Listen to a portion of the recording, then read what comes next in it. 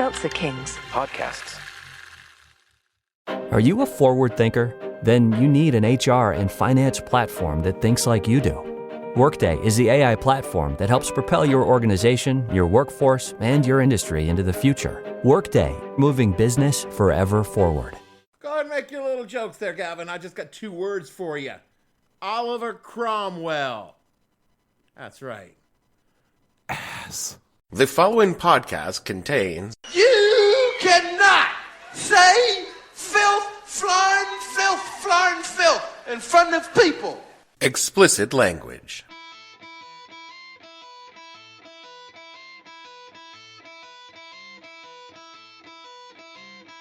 Hello and welcome to the podcast that asks a simple question. When you decided that a credible attempt to overthrow the government of the United States was, probably just a joke, what the hell were you thinking? I'm your host, Dave Bledsoe, and this is episode number 301, the woo-hoo-hoo, it's all been done before edition of the show, where we talk about that time Republicans tried to overthrow the government.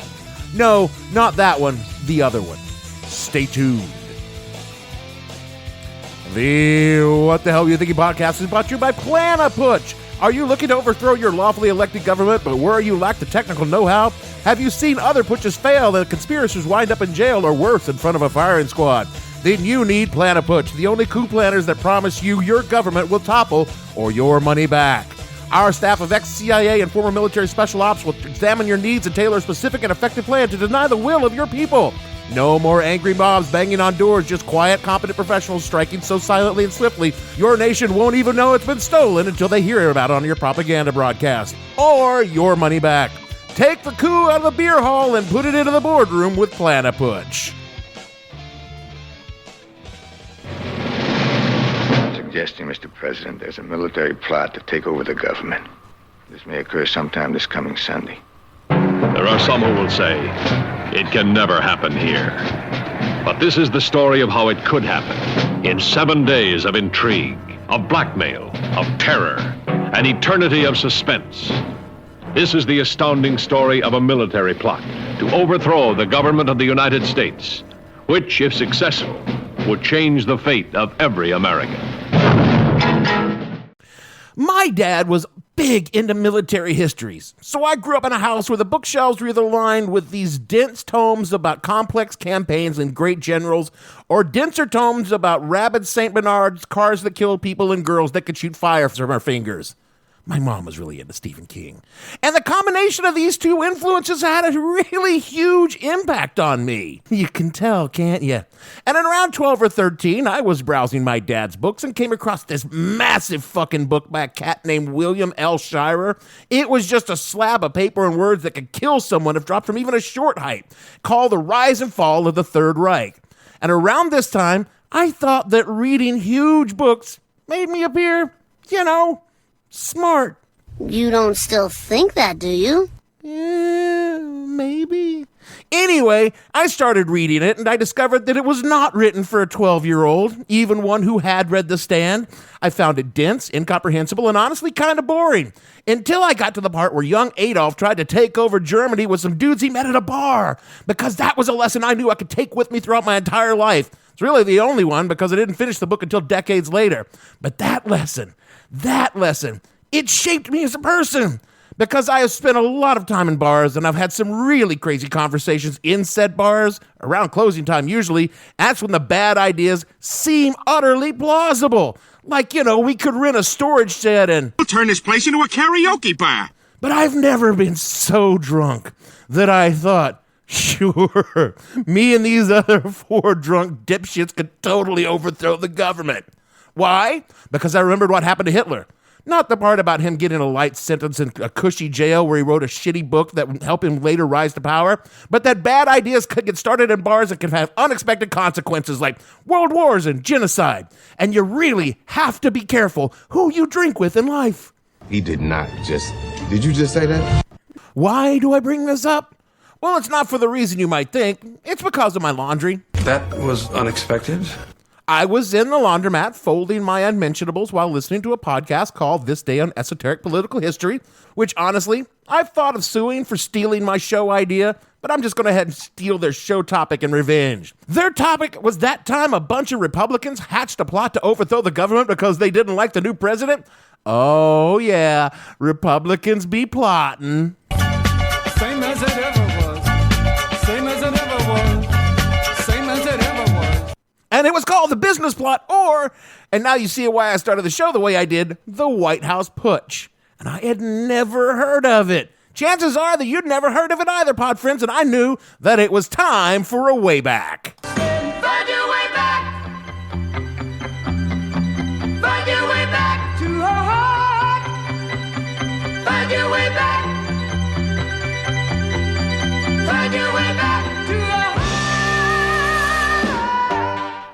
Our way back this week defines us on July 18th, 1932. The Great Depression had crippled the nation and millions are out of work and destitute. A group of World War I veterans and their families had marched on Washington, D.C. to ask the U.S. government to pay the bonuses they had promised said veterans back in 1924.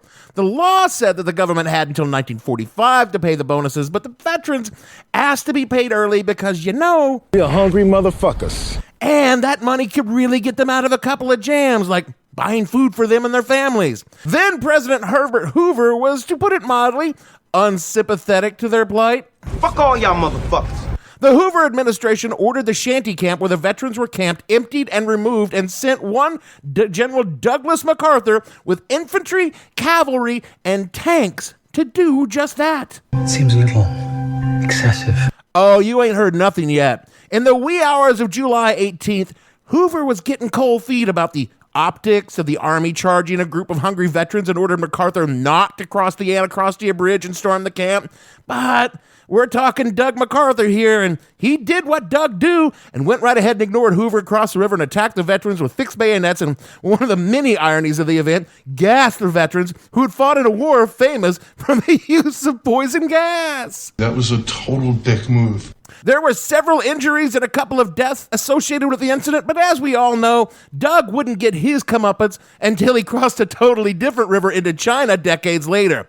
It did, however, pretty much seal Hoover's fate when it came the fall and his epic loss to Roosevelt in a landslide. And it was this landslide that began the plot.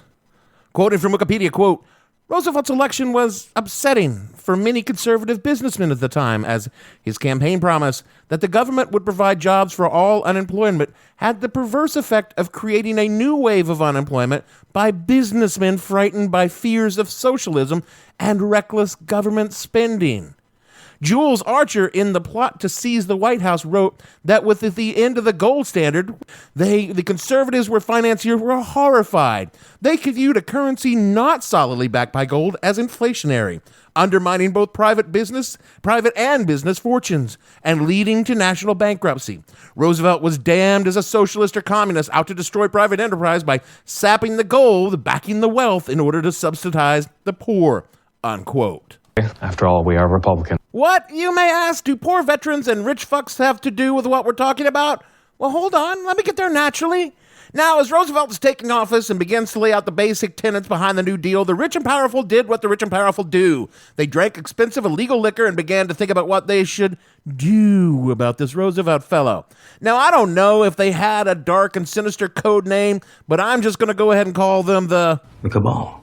Because if you've got people like Rene DuPont, right-wing chemical industrialist and founder of the American Liberty League, the organization assigned to execute the plot, Grayson Murphy, director of Goodyear, Bethlehem Steel, and a group of J.P. Morgan banks, William Doyle, former state commander of the American Legion and a central plotter of the coup, John Davis, former Democratic presidential candidate and a senior attorney for J.P. Morgan, Al Smith, Roosevelt's bitter political foe from New York. Smith was a former governor of New York and a co-director of the American Liberty League, John J. Raskip, a high-ranking DuPont officer and a former chairman of the Democratic Party. In later decades, Raskip would become a Knight of Malta, a Roman Catholic religious order with a high percentage of CIA spies, including CIA directors William Casey, William Colby, John McCone, Robert Clark, one of the Wall Street's richest bankers and stockbrokers, Gerald McGuire, bond salesman for Clark, and a former commander of the Connecticut American Legion, unquote. You got yourself a cabal, because that isn't even the darkest chapter of this cabal, because the cabal also included luminaries such as Heinz, Birdseye, Good Tea, and motherfucking Maxwell House. That's right, Big Coffee. You mean a venti? No, Gavin, like big business, but big, never mind. And the whole thing was headed up by none other than Prescott Bush.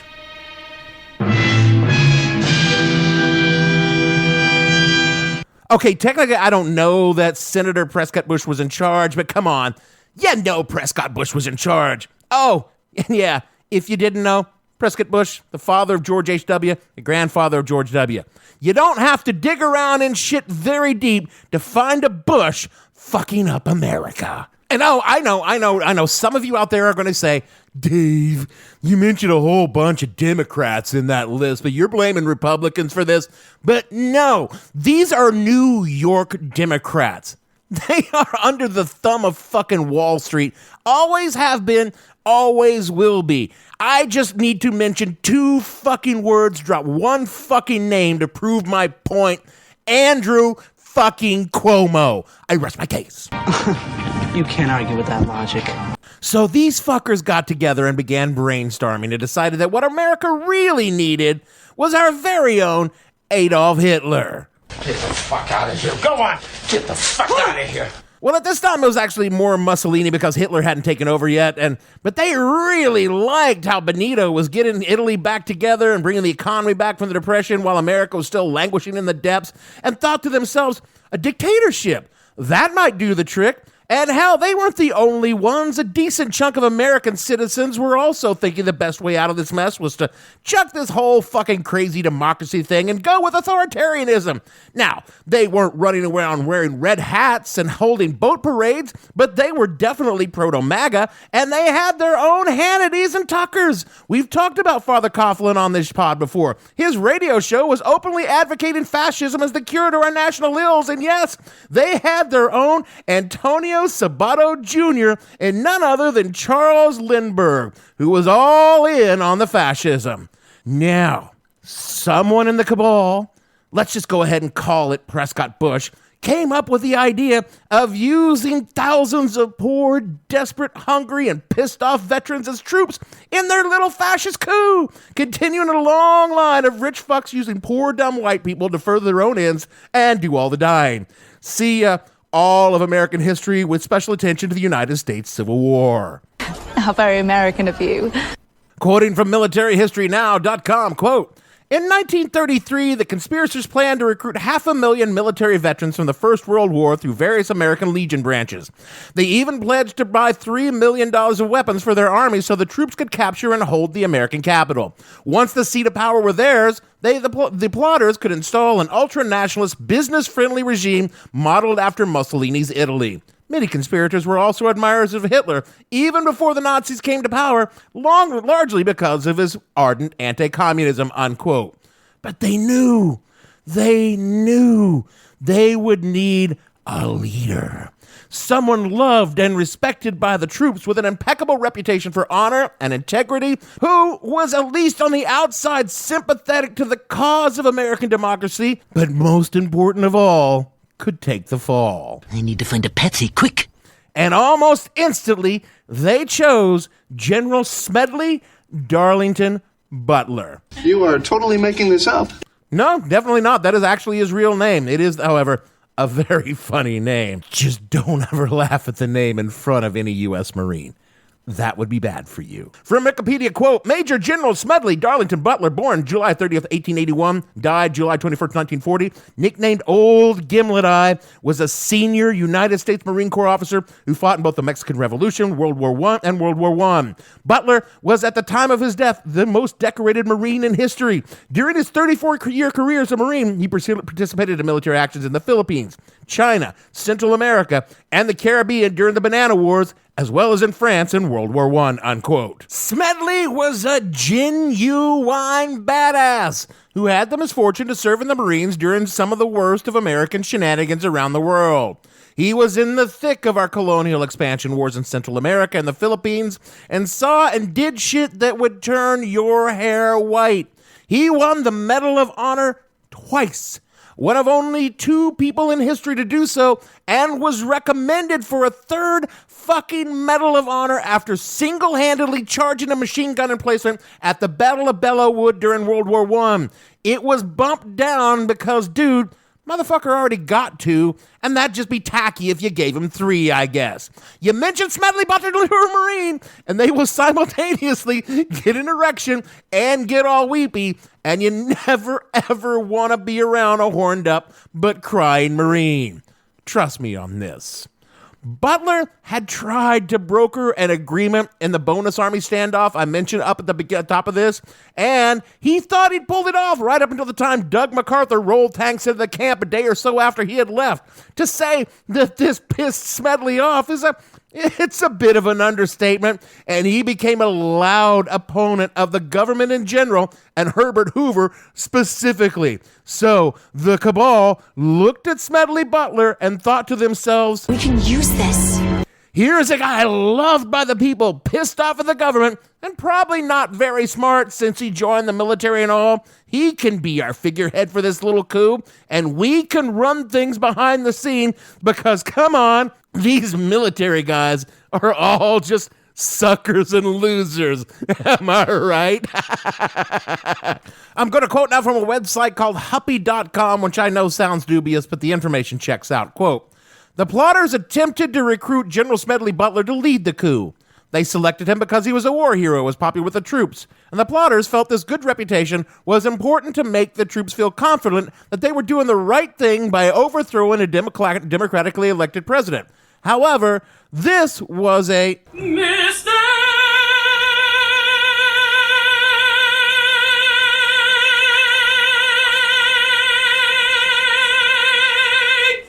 Butler was popular with the troops because he identified with them. That is, he was a man of the people, not the elite. When the plotters approached General Butler with their proposal to lead the coup, he pretended to go along with the plan at first, secretly deciding to betray it to Congress at the right moment. What the businessmen proposed was dramatic. They wanted General Butler to deliver an ultimatum to Roosevelt. Roosevelt would pretend to become sick and incapacitated from his polio and allow a newly created cabinet officer, a Secretary of General Affairs, to run things in his stead. The secretary, of course, would be carrying out the orders of Wall Street. If Roosevelt refused, then General Butler would force him out with an army of 500,000 war veterans from the American Legion. But McGuire assured Butler, McGuire being one of the leaders of the coup, assured Butler that the cover story would work. You know, the American people will swallow that. We've got the newspapers. We'll start a campaign that the president's health is failing. Everyone can tell that by looking at him. And the dumb American people will fall for it in a second. The businessmen also promised that money was no object. Clark, another one of the plotters, told Butler that he could spend half of his $60 million fortune to save the other half, unquote. You see, pod friends, Smedley Darlington Butler, stone cold fucking war hero, total ass kicker, had, like so many other veterans, learned that all of our sacrifices and blood weren't so much about securing democracy and protecting America, but more about capitalism at work.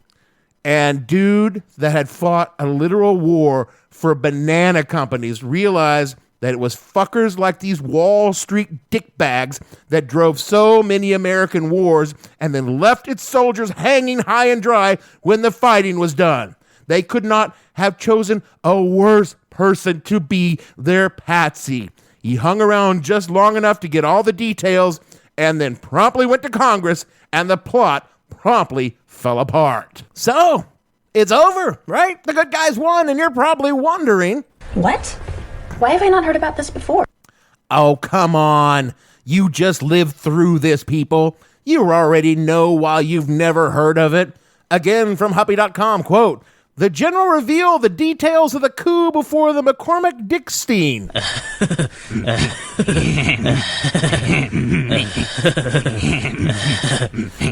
Committee, which would later become the notorious House Un-American Activities Committee.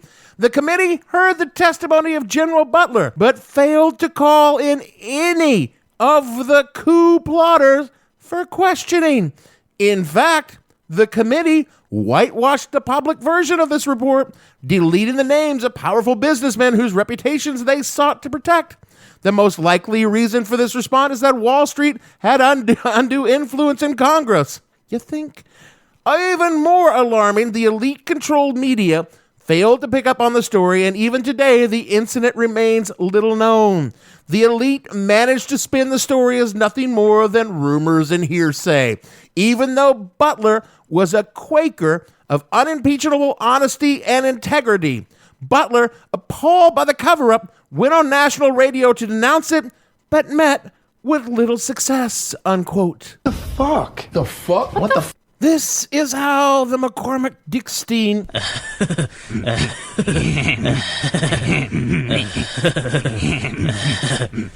committee's report summed it up. Quote, in the last few weeks of the committee's official life, it received evidence showing that certain persons had made an attempt to establish a fascist organization in this country. No evidence was presented to this committee showing a connection between this effort and any fascist activity in any European country, and there's no questions that these attempts were discussed, were planned, might have even been placed in execution when and if the financial backers deemed it expedient. This committee received evidence from Major General Smedley D. Butler, retired, twice decorated by the Congress of the United States, and he testified before the committee as to conversations with one Gerald C. McGuire, in which the latter is alleged to have suggested the formation of a fascist army under the leadership of General Butler. But McGuire denied these allegations under oath.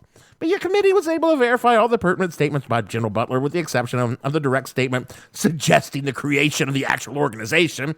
This, however, was kind of coordinated and corroborated in the correspondence of McGuire with his principal, Robert Sterling Clark of New York City, while McGuire was abroad studying the various forms of veterans organizations of a fascist character, unquote. So, nothing to see there. Nothing happened. Not a goddamn thing. The committee refused to call further witnesses. Where have I heard that before? Released a pro forma report saying that there was smoke but no fire, and the entire thing was swept under the rug with a kind of ruthless efficiency that, if displayed in helping the American people, could have solved all of our national problems in about a week. Butler would go on to write his seminal book, War is a Racket, which would directly influence Dwight David Eisenhower's military-industrial complex speech as he left office, which no one listened to. And Butler died in 1940. He died a hero, and the kerfuffle in the White House coup, also known as the business plot, remains largely forgotten and ignored. It would take until 1967 when a journalist by the name of John Spivak, writing rather regretfully for the time for the communist newspaper The New Masses, unearthed the secret report from McCormick-Dickstein. I won't do it again.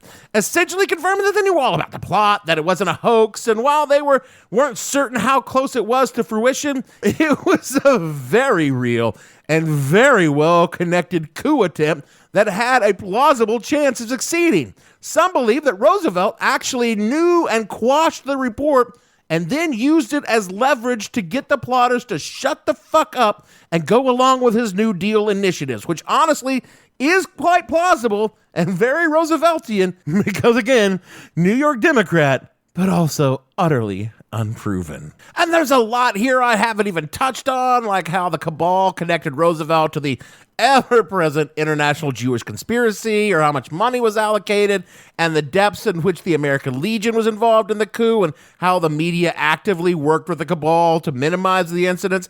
Hell, fascists weren't even the bad guys yet in 1933. From Wikipedia, quote, New York's Mayor Fiorello LaGuardia, a New York Democrat, a supporter of the fascist program of Mussolini, coined the term cocktail putsch to describe the Butler story. Hey, it's a joke of some kind, he told the wire services. Someone at a party suggested the idea of the ex-Marine is a joke, unquote. The whole thing was laughed off, covered up, and generally ignored because the people behind it were the most powerful fucking people in the United States of America. So, color me unsurprised when the latest coup just gets brushed off, ignored by the Congress, because we all just play the same 3 chords and then we yawn and say, I'm bored because, woo-hoo-hoo, it's all been done before. This episode is brought to you by LinkedIn. Healthcare professionals can lead their careers with LinkedIn. Discover jobs by specialty, preferred shifts, and even desired salary. From mental health therapists to radiology technicians, it's now faster and easier for healthcare professionals to find the right fit. Learn more at linkedin.com/healthcare. Side effects may include faster job placement, improved work-life balance, and increased career satisfaction. We off? 30 seconds of carefree bliss. Oof, like winding your hair carefree. Oh, like using Clorox Disinfecting All-Purpose Cleaner in the home carefree. Yes. Like dog slobbing on the coffee table and cleaning it with Clorox Carefree. He's on a roll now. Spit toothpaste on the faucet. You got it. You got it. Peanut butter on the light switch. Oh, spritz, spritz. Spritz, spritz. Clorox, man. Clean feels good. Okay, we're back. Use as directed. That is it for our show this week. The longer I live, the more surprised I am that society hasn't already crumbled down around our ears. I mean, Wall Street literally plotted a coup, and not a goddamn thing happened. Then, 70 years later, it happened again. Maybe not with Wall Street directly, but some motherfuckers were in there. And again, nothing happened. That's why I do this show. Because nothing is new in the world. It's all the same shit happening over and over and over again.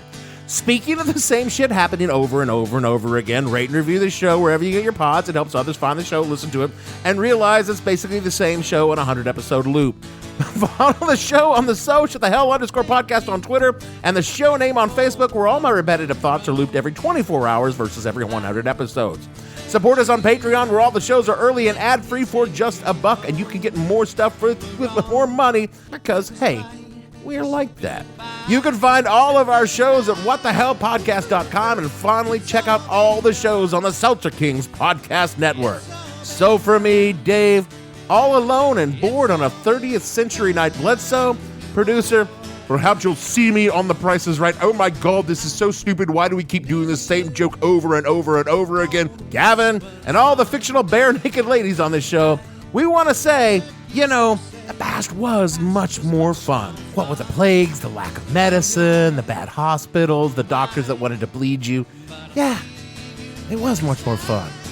And we'll see you all next week.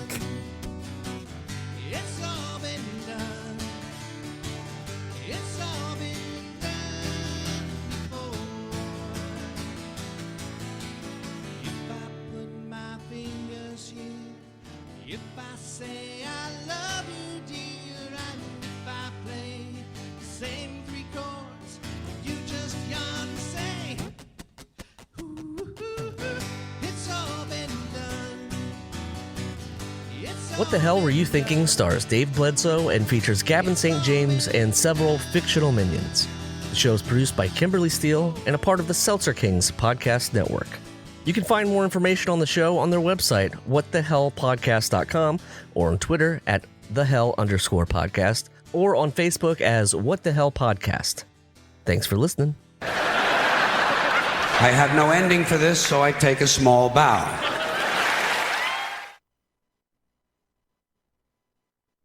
Seltzer Kings Podcasts.